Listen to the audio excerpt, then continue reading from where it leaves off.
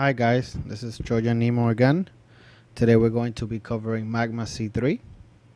This is version 3, which should be launching at the same time as this video. So we're going to cover some new features and some features that have been there for a while now but are little known. So this is the default Magma look. Now first we got to cover a few points that I think everybody should be clear on, so we can avoid some of the questions that keep popping up every once in a while. So first, what is Magma? Magma, or Magma C3 in our case, is a graphical user interface, or a GUI, or a GUI. It's the front end that allows you, the author, to create a Rock Band project file. Once you have that project file, it is sent over to Magma compiler, and that takes care of putting it all together and making the song file for you. And it's important to understand what the difference between Magma and Magma compiler, because we have full control of Magma. I was able to decompile the original source code, reverse engineer it, put it back together.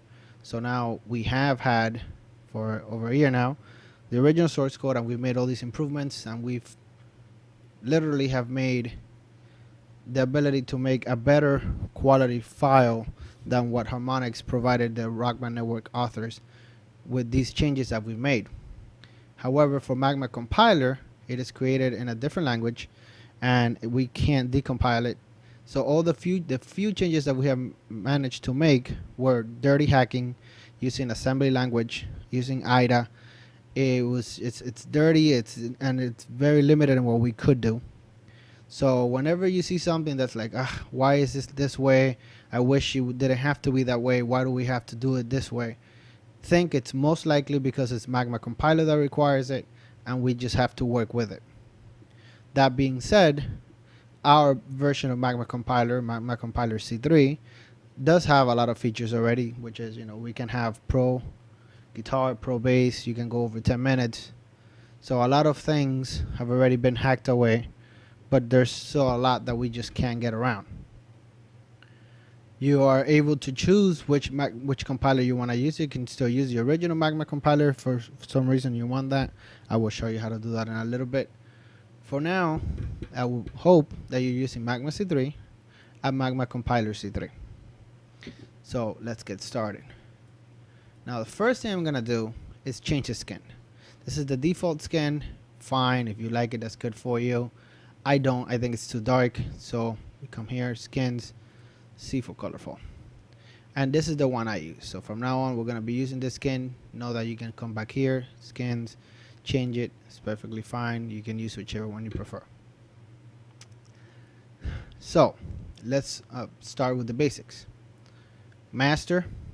Everything here has what's called a tooltip, which is pop-up that comes up whenever you hover over something. So if you're not sure what something is for, just put your mouse over it and you'll see it. So this option here, master, you should use it when the song that you're releasing is not an original. What you need to understand is, whatever you're making now, it's after 7 years of songs being released. So you do have a standard that you should follow. So whenever you have an original song, just putting the title is enough. You don't have to put, innuendo and in parentheses original version. You would only do that if it was a cover. So then if I did a cover of Innuendo by Queen, I will put here Innuendo, and normally you will put something like this, TrojanNemo mix. And now you will take this off because it isn't an original anymore. Next, we have all these nice little buttons that we've added down here. These badges work along with Visualizer and C3 Con tools. We would appreciate it if you would use them for what they're intended. Again, if you're not sure what they're for, just put the mouse over it. So karaoke, if you have separated vocals from the rest of the track, you should check that. If you have multi-tracks, you should check multi-track. Now that, it's not so strict. So when we're talking about a Guitar Hero 2, Guitar Hero 3 multi-track, when you just have the bass and guitar separate, it's still kind of a multi-track, so we'll allow that. But again, use your judgment. 2x bass, It's pretty well known already. I think most of everybody's using it correctly. If your song has 2x bass pedal, you should check that off. The other one that I've seen misused recently is Convert. This is intended to be used when you have a song from a game like Guitar Hero, Band Hero, or Power Gig, one of those, and you're converting it over to Rock Band. If this is just an old Frets and Fire or Phase Shift custom, technically this is not what you should be using for that. You can always use custom icons, but that's on the C3 Con Tools thread. Go over there, ask, and we'll help you out. Rhythm on keys is pretty straightforward if you have charted rhythm on the keys. Same with rhythm on bass. Now, Cat EMH is something that was added recently based on the great work by Farotone. If all you have is a time to just click and do the automatic reductions using his tools, that's great. It's still better than nothing. You can just check this off and it'll show us as well on the visualizer image. If, however, you're using it as it is intended, which is you use Cat tools, you generate the auto lower difficulties, and then you go in and you polish them and you make them be proper, then you no longer need this. That's not the point of this. Expert only, again, pretty straightforward. If your song only has expert charted, I don't know why you're not using Cat, but that's fine. You can just check it off here. We want to try to use this because what we're trying to do is inform the user before they download it. We don't want them to be downloading it and then be disappointed. Nobody has time for that. Now, package title is what you see on the Xbox dashboard. So when you're copying things over, you're browsing through what you have on your Xbox hard drive, this is what you're going to see. Package description is pretty much only visible in programs like C3 Con Tools and other similar con editing tools. So, instead of going on one by one, let's just start with the project. So this project, this is Cradle of Filth, Nymphetamine, and this is a song that I picked because it's a very good project to show you everything that Magma does. This one is one that I helped Nightmare Liar release. She did all the work. I just helped her put it together and release it. So I happen to have the files on my end. Now, once you load it out over here, you see right away 2x version gets checked. So we don't have to have it in the name up here. It's going to show up fine in the game this way. Leave it that way. So some of the new features that we've added. You can right click on the album art and you can choose visit album art repository. This is going to open art repository. Essentially what this has is it's a collection of all the official DLC, all the official songs, and all of the C3 songs, and you have all the album art. What we try to do is consistency is king, essentially. So if a song has already been released, you want to try to use that original album art. Yes, sometimes Harmonix uses the wrong album art, like they did picking that horrible cover for Teenagers from My Chemical Romance, but whatever. It's already out there. We should try to work with that. So even though sometimes you're like, oh, but Nemo, I have this really high quality album art. Why do I need to use Harmonix's crappy 256 by 256? Well, because you want it all to match, to look nice in the game. Even if it looks like, oh, it's the same. It's never the same unless it's exactly the same file. So even though it may look the same to you, once you put it in game, you'll notice that the color is not the same, the contrast is not the same, and it will jump out at you. So you always want to try to use the files that we have in the repository. It's simple and it makes a big difference. If you want to change the album art, you can always click on it and you get your little dialog box here. There's a variety of images that you can drag and drop also. So let's say you want to change it to this much higher quality one. There you go. All I did was drag and drop and it processed it for me. Now what just happened right now, I dragged and dropped this image, which is 1400 and something by 1400 and something. Obviously that's way too big, but it's pretty high quality. One of the options that we have is album art dimensions.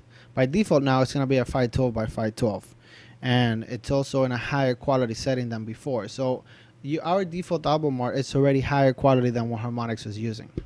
They chose to go with 256 by 256 DXT1, in case you know what that is.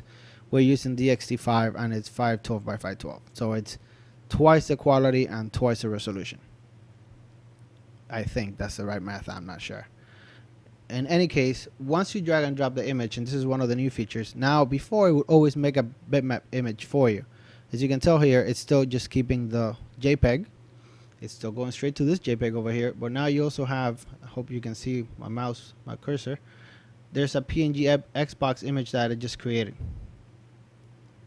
That is created for the final file that we're going to be making with Magma. You want to use this to always have as high quality as possible. Now, as I mentioned before, we have to work with the constraints of Magma compiler. Magma compiler happens to require a 256 by 256 bitmap file, and we have that somewhere here, right here, nymph x256. That one is just created to satisfy Magma compiler, but when it actually makes the conf file at the end, it's going to substitute that for this one, and you'll see how later, so you have a higher quality image. This is also how you use a file that you get from an album art repository, or that you extracted yourself using C3 tools from another program, from another song. I mean, you get the PNG Xbox image, you drop it in the same folder where you have your project, your Magma project, and you come to options, advanced settings, override album art. That should be on by default. In case you have turned it off, I highly recommend you put it back on. So that's one change that we've made. If you want to go back to the default album art, you can always click here. It'll use the C3 logo. It's up to you, but we try to use album art whenever possible. Now you also have the choice of customizing the thumbnail. The thumbnail is only visible on the Xbox dashboard, but hey, why not? So you can use album art, which is a default. It'll make a smaller version of the album art. You can also do this way, which is how Guitar Hero 2 Rock Band 3 used to do it, and I believe this is how Harmonix does it. So where you have the Rock Band 3 logo as the thumbnail that you see on the Xbox. I prefer to use the album art. You can also use a custom thumbnail. Just click select thumbnail. You can browse for any image you want and select it that way. Now for the package title, one of the options we have, the default is how I like to do it, how I think makes more sense, is you have the artist and then you have the name of the song. But some people prefer to do it like Harmonix, where you just have the name of the song between quotes. It's up to you.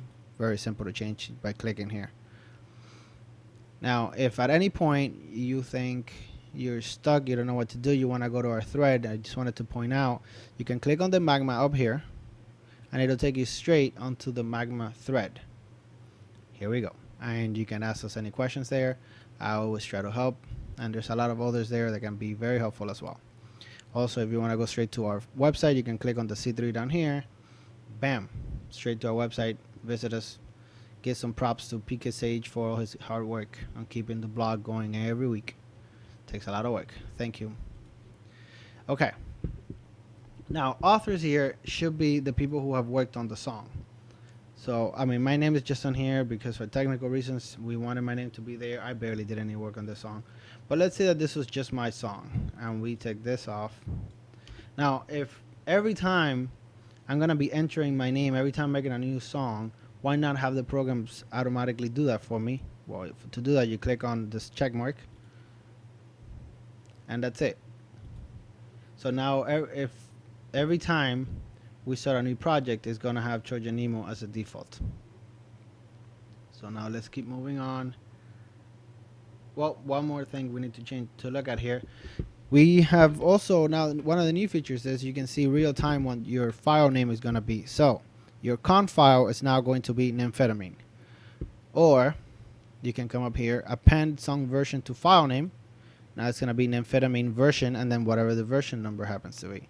Or if you want to add rb3con to the file name, same. You can see it. So it's happening live for you down here. You know exactly what it's going to look like. Now let's go over to the audio tab. So now this is telling us that it can't find the audio file, and it's because this is an old project and it's linking to files that no longer exist. But so this is a great way to show you how to use the built-in silence files. If you're doing a multi-track custom where you have every single track, that is excellent. You would just click here and you will select it, or I'll show you a little trick. Everything works with drag and drop. You can always just come here, drag and drop the audio file right into the box, done. But in this case, this is all we have is the backing file, so we need to do silence files. Now you can make your own silence file, or you can use the ones that come with Magma. Magma comes now with 44.1 kilohertz and 48 kilohertz as stereo and mono. For the drum, it has to be stereo. I always suggest using stereo. We found that there's some issues with certain amount of audio channels in the MOG file, and again, something that happens because of Magma compiler. We can't really change it, so you should always go with stereo. It doesn't make much of a difference in the file size. So all you do, you click, this pop-up comes up, you select whatever it is that you want to use, and this is all it takes. Now vocals, you can do the same, stereo. Now the harmony files are over here. These are being used for Drivebox for lip sync. You still need to make those yourself. You can use the blank one, but obviously you're gonna end up with no Drivebox, so you want to make your own. This is not a tutorial on how to do that. And then you have the backing file here, so there we go.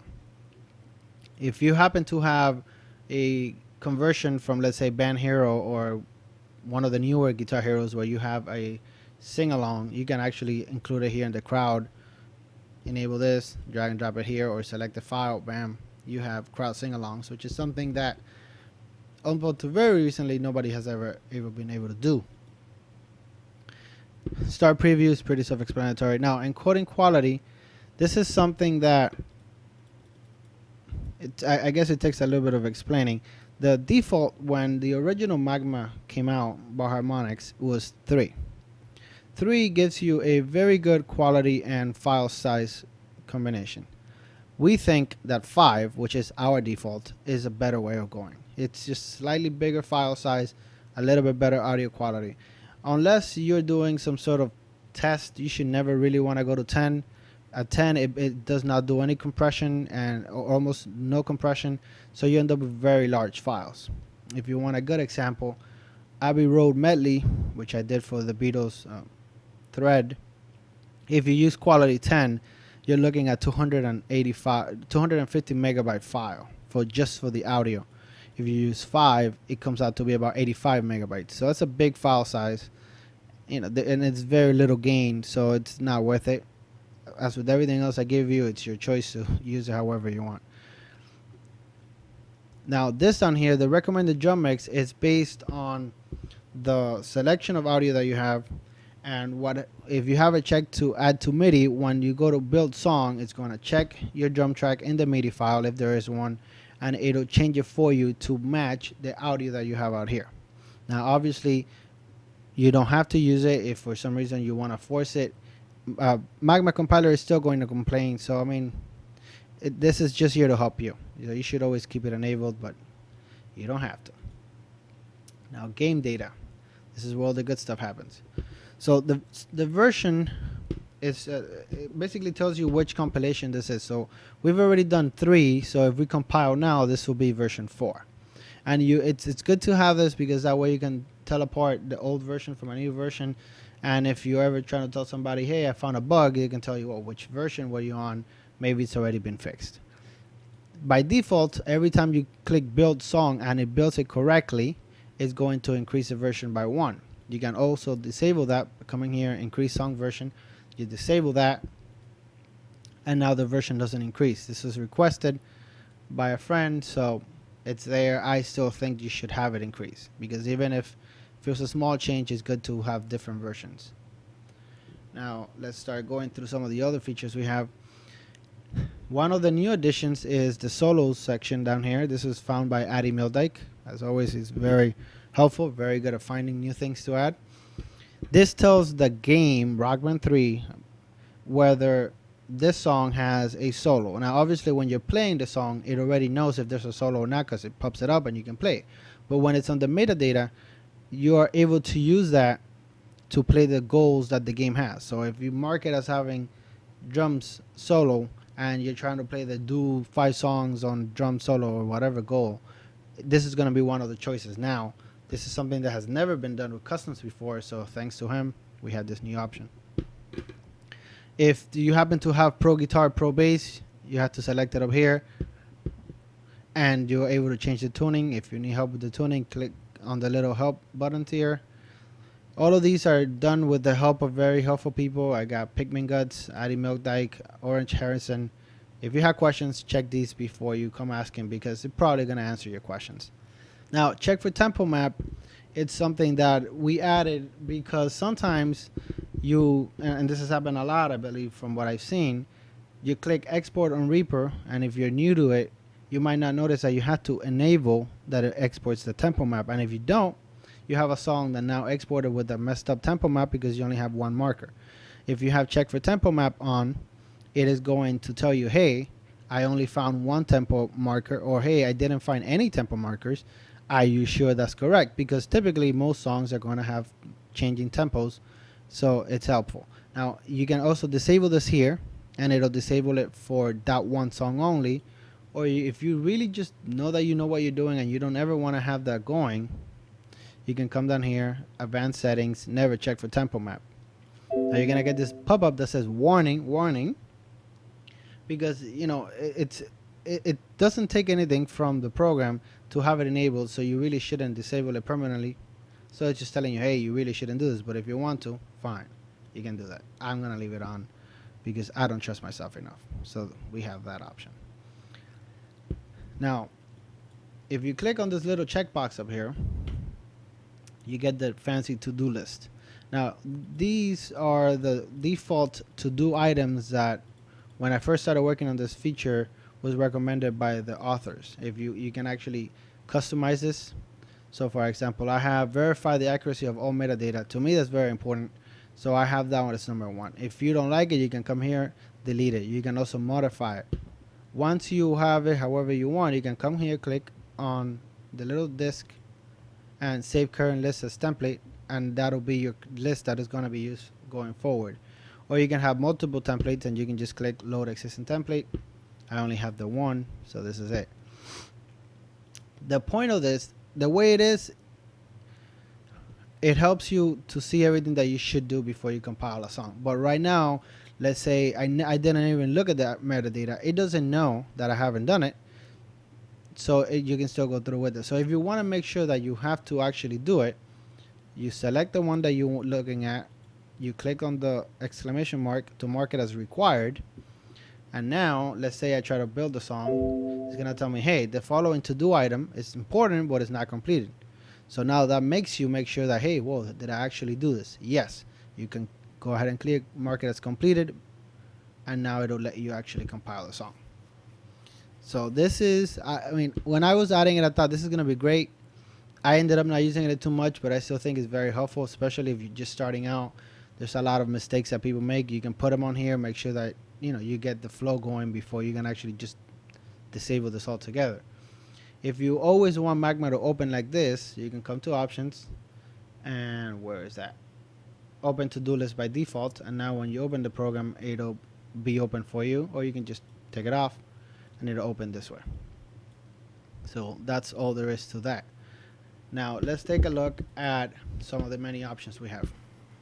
Now whenever you start a new project, the default, since most of us are doing customs without multitracks, you're gonna need to use silence files anyway. So the default is to use the silence tracks that the program comes with. In here, this is where you can disable that if you don't want that, and you can select also which one do you want to use. One of the new features is analyze MIDI file for contents. Now let's take a look at how that works. Let's disable the keys and the guitar on this song. Now we have this enabled, so that means whenever you drag and drop or you open a MIDI file, Magma is going to look through it and enable all the correct instruments. So let's take a look at that. So we come here again. You can always click here to open it, or you can drag and drop. I like drag and dropping, so let's drag and drop. So first, you notice this found 2x bass pedal track in the MIDI file. This is another feature that was added a long time ago, and if you follow the instructions, you have to read the help change log, and you'll see how to do it. But once you do it correctly in Reaper, you only need to have one project file, and Magma will actually separate the MIDI files out for you and will make you the 1x and the 2x bass pedal versions all at once. And I know if you're just starting to do this now, it's like, oh wow, that was a big deal. Well, back in the day, we had 2 whole projects. You had to set up everything twice, and then if you made a change in one, you had to make sure you did it on the other one. And trust me, people would forget. So you would end up making a change in one version, not on the other. Now it's a lot easier because you have everything in just one Reaper project, one Magma project. It's a lot easier to work with it. But now if you come back here to audio, you see that the keys and the guitar are now selected again because it just analyzed the MIDI file for content. That also will find things like the solo, and if any instrument has solos, and it will enable them here, and the vocal percussion. So let's say that you have a song where you have hand clap, or you have cowbell, or you have tambourine. It's gonna select it here for you. So I think it's good to have it enabled.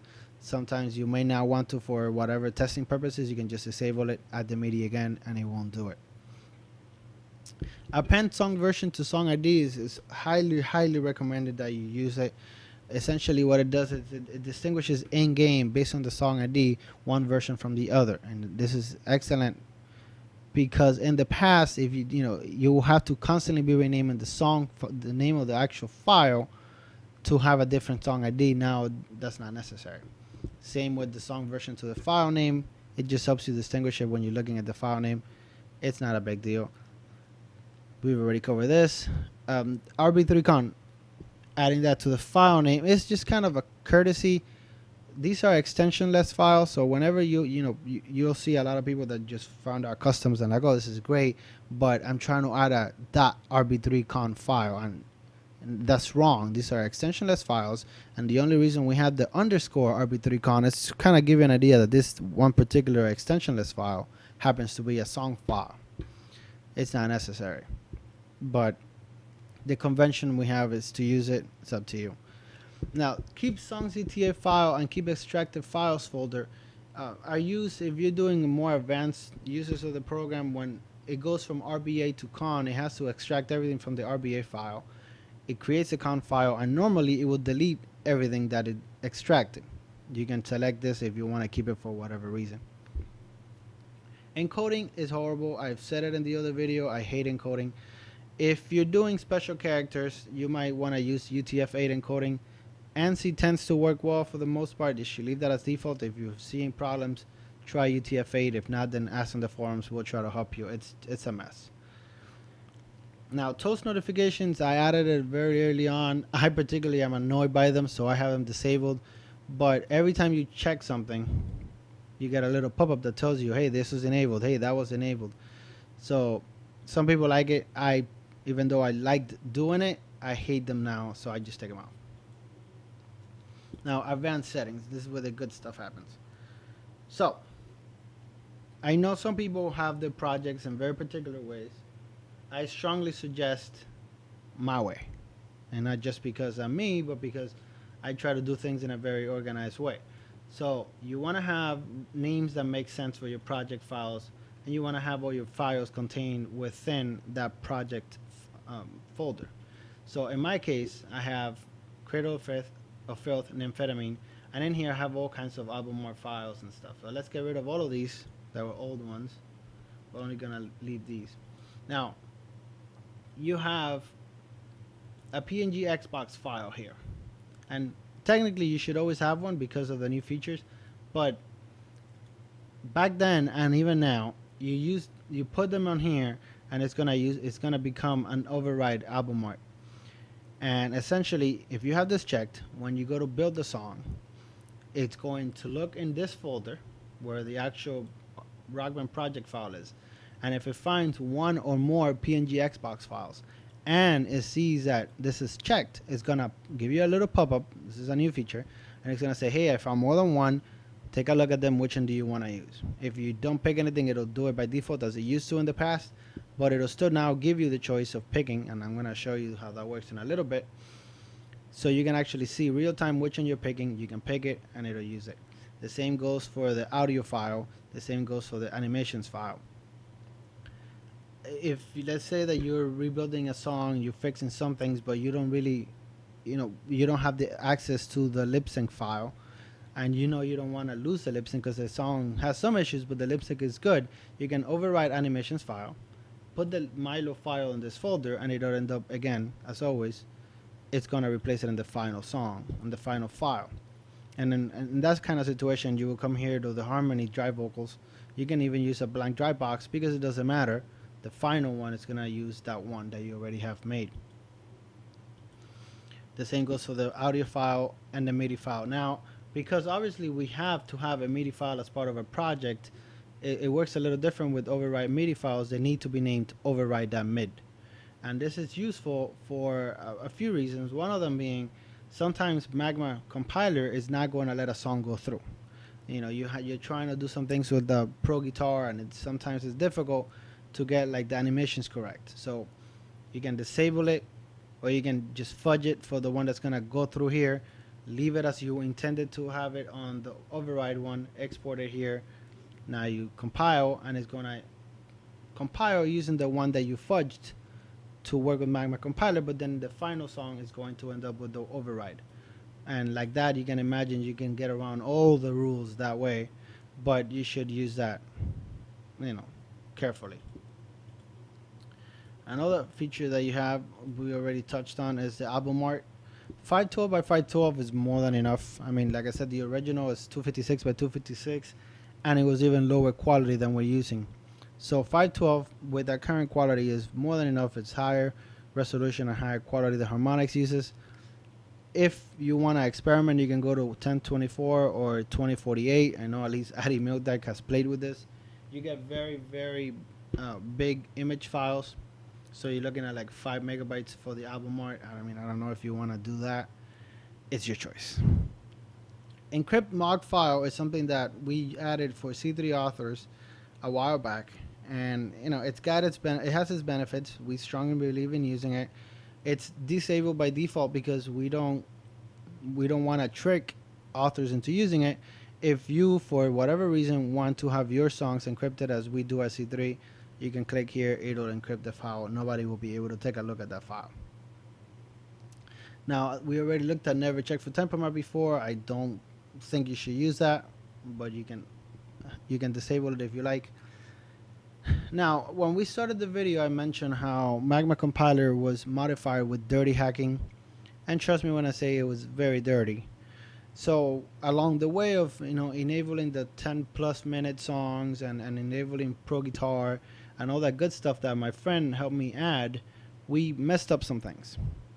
And so I had to come up with my what I call Nemo's MIDI validator, and essentially it looks at things that Magma compiler used to do before and that now are broken and don't.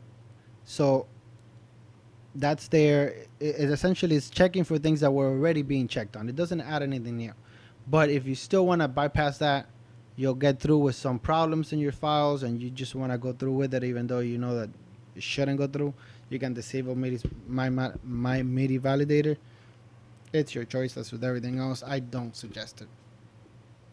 Then these last three, C3 Contools path, if you want, you can just find it now. If not, at the end, once you build the song and you click visualize, it'll ask you again, and it'll save it for you.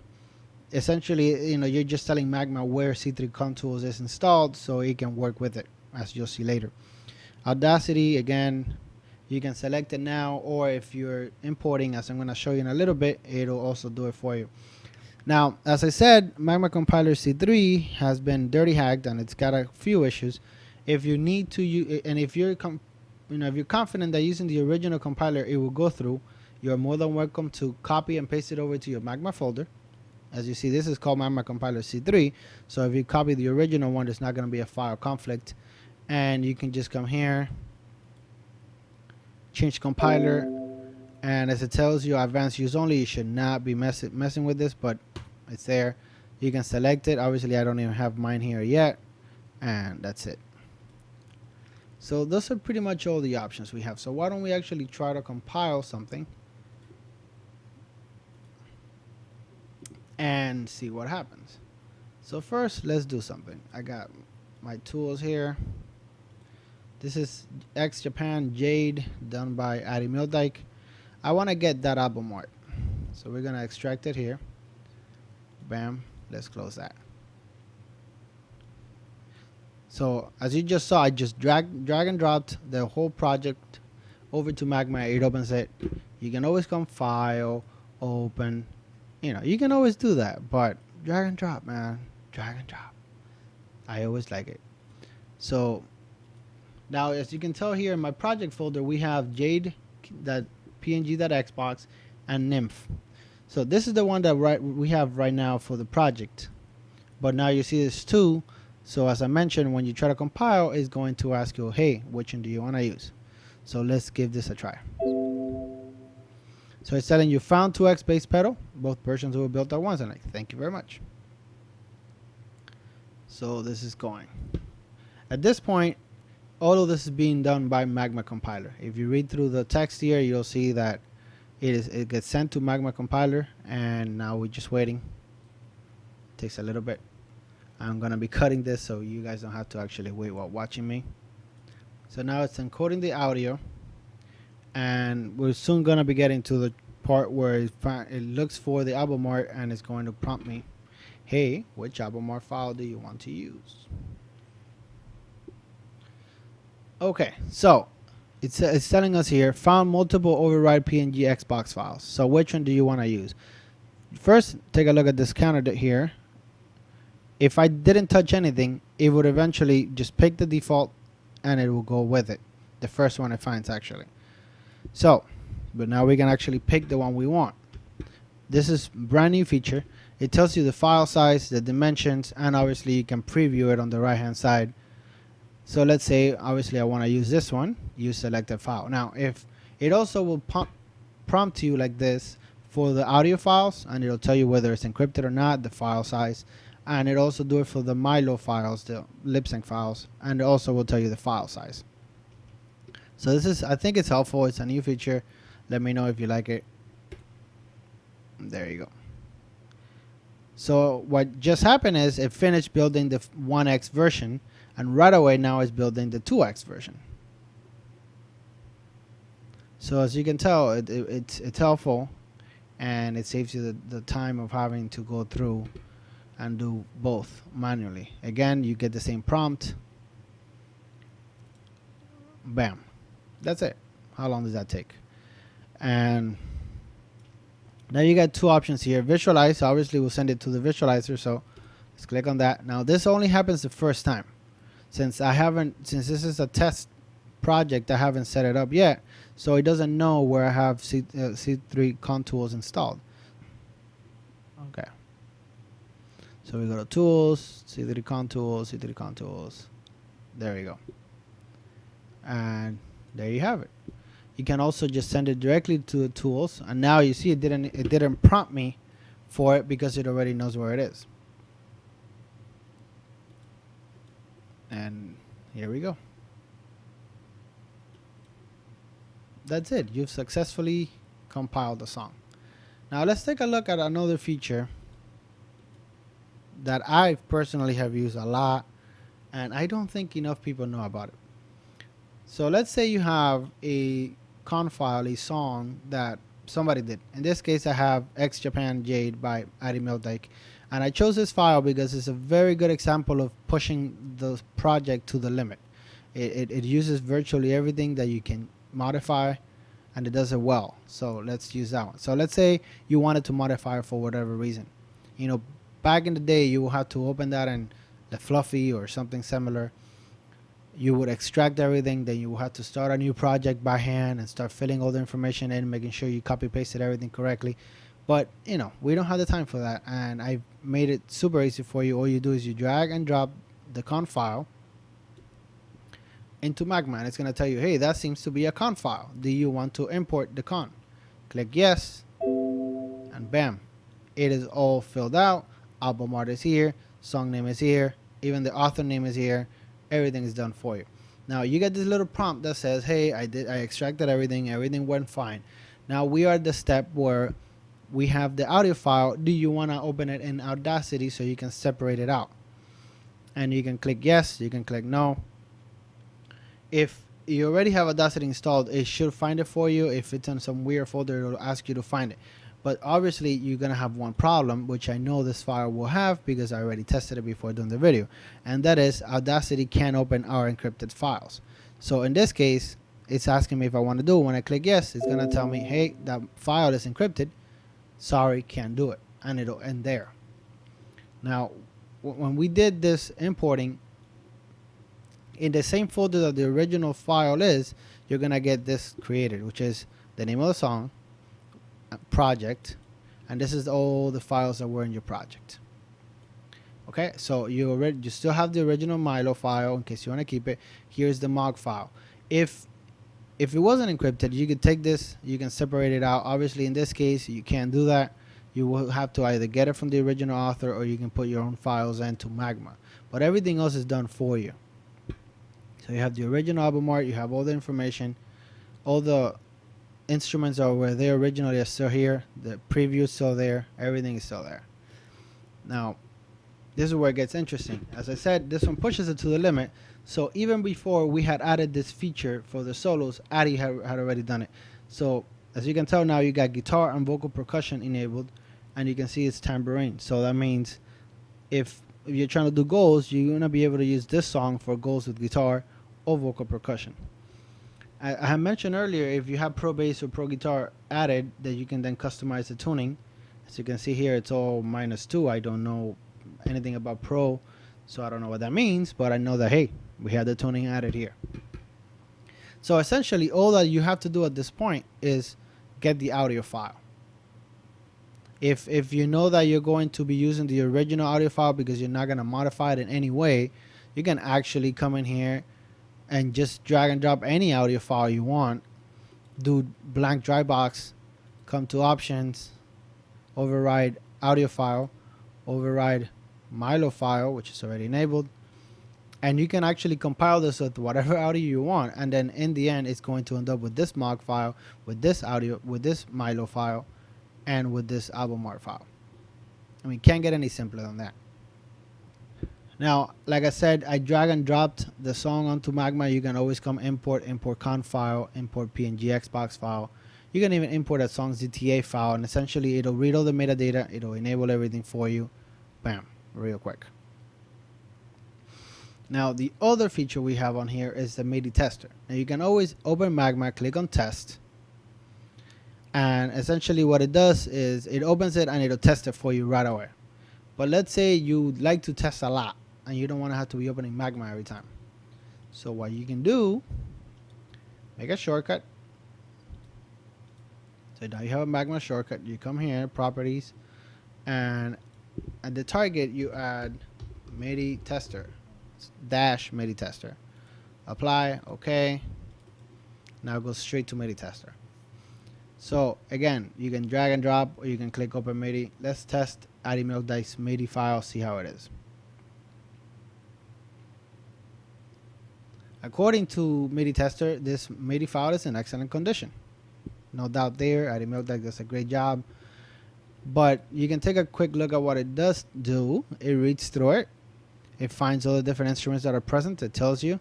And then it does give you warnings based on some features that I've added. So for example, in here is looking at whether it has lower difficulties. And this happens to know the song has easy keys. So the expert and hard versions of keys and pro keys have the same amount of notes. But that's fine. There are only 2 problems reported. That's not a big deal. And then it gets sent to Magma compiler again, and that's it. Now sometimes it will start a loop, and essentially I can't control it. We try to figure out what causes it to loop. We know it's Magma compiler. We don't know what in Magma compiler is causing it, so we can't stop it from looping. But every 30 seconds, if it sees it's still going, it'll tell you, hey, it looks like this entered a loop, you want to stop. At that point you should just stop it. And that's pretty much all there is to the MIDI tester. It's a neat little feature. It was originally added in case you find a MIDI file somewhere, you're like, you know, I may want to work on the song, but I don't want to know. I mean, I don't want to waste my time setting up a project file to figure out that it's in really horrible condition. So you just click test, you throw it at it, and it'll tell you exactly whether it's in good condition or not. And if it isn't, it'll tell you what needs to be fixed. Just like Magma would, but you don't have to go through all the process of setting up a project. And I think that's it. Yeah. Well, one more thing we could do is suppose is the clean option is gonna send it to MIDI cleaner in C3 Contools. So obviously you need to have C3 Contools also. If you haven't already used it before, it'll ask you where it is. Once you've already done it one time, you don't have to again. It'll send it. Now, because we've added a few new features to C3 Contools, it's asking me if I want to open it with MIDI cleaner, MIDI analyzer. In this case, it's MIDI cleaner. And it's telling you it's ready to begin the cleaning process. Begin. It found 59 issues, and they were not real big issues. This is just duration. Close, and it says if I completed successfully, and now you still have a backup, so in case the process messed it up somehow, you have the dirty version still here. And I think that's it. I mean, I know that there's probably going to be some questions. Feel free to ask. I'm around now. I'm willing to help you out. But, you do need to read the threads. Please read all the existing documents. Watch the videos. We're willing to help you, but you got to put in your effort. I think that's everything. If you guys have any questions or if something is still not clear, ask me on the forums. I'll be glad to help you out. And even if I'm not around, there are some very knowledgeable people that have helped me as I've gone along with this process, and they know pretty much everything I know, maybe even some more, about how to use this tool. I hope that was useful, and I'll see you around in the forums.